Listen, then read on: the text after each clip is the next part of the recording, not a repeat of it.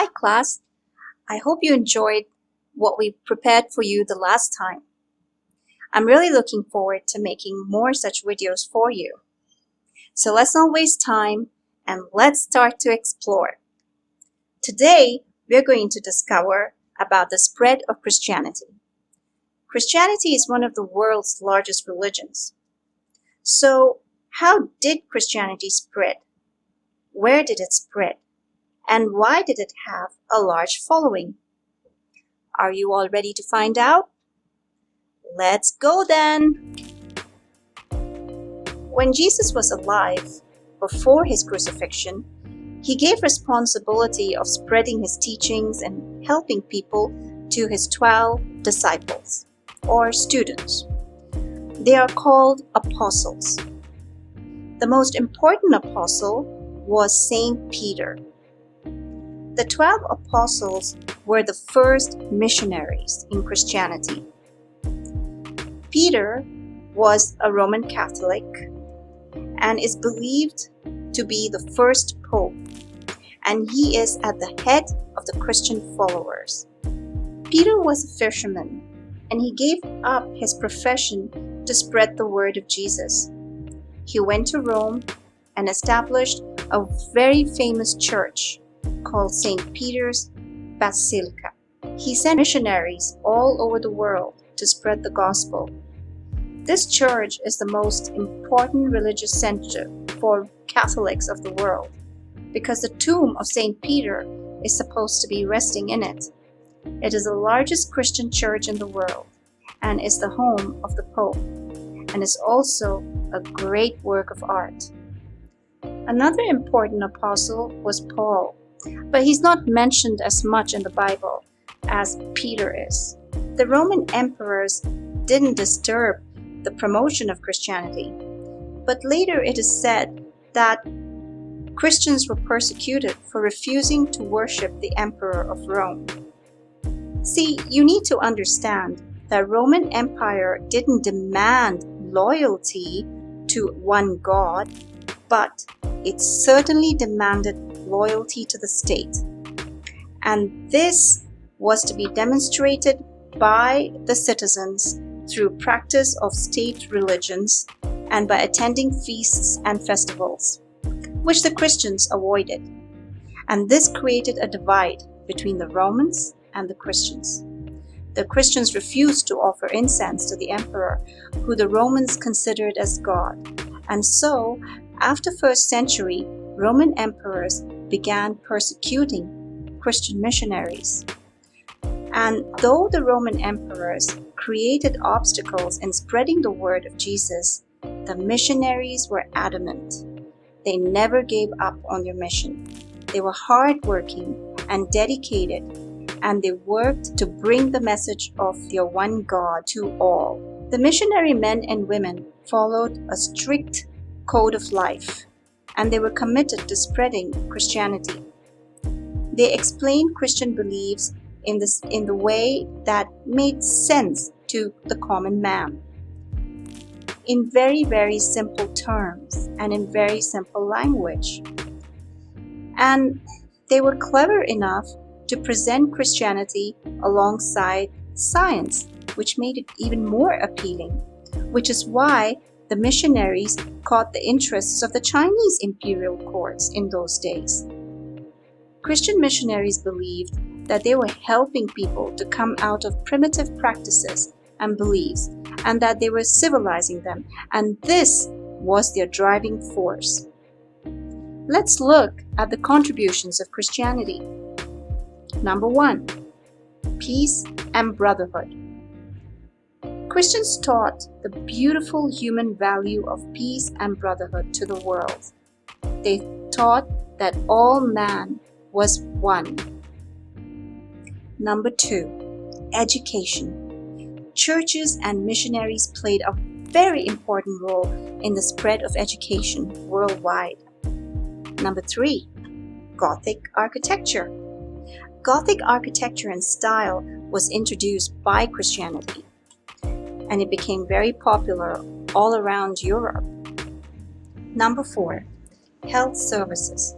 Missionaries extended health services worldwide, and Mother Teresa is known world over and given tribute for the way in which she gave herself to promoting health to the underprivileged.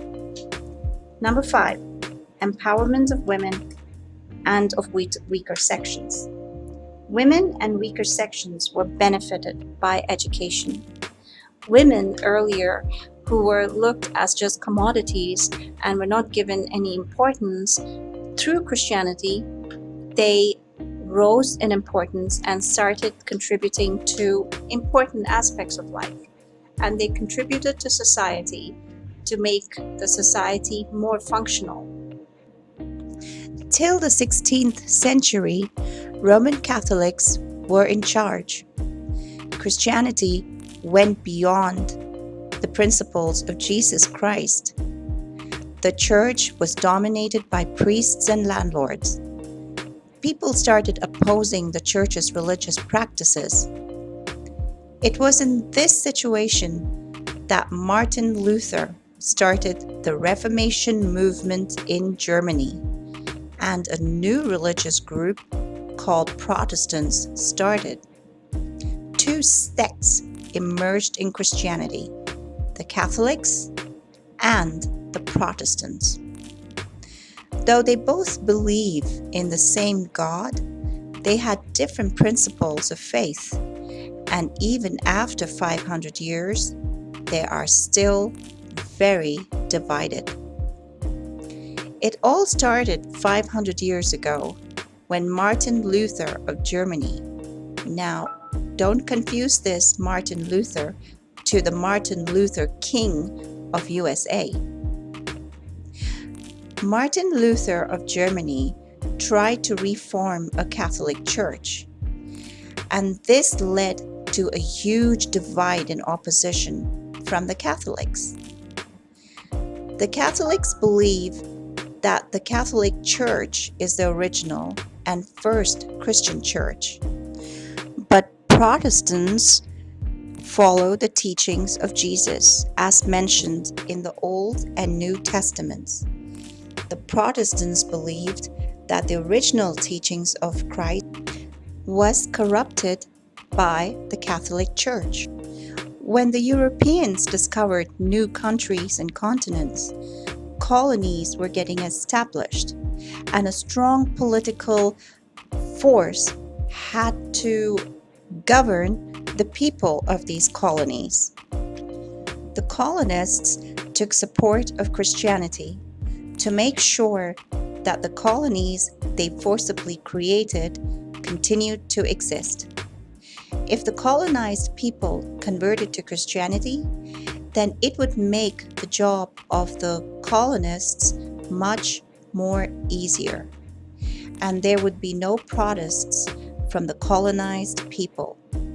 It is for this reason that Christianity grew in many countries like India, South Africa, China, and many, many more.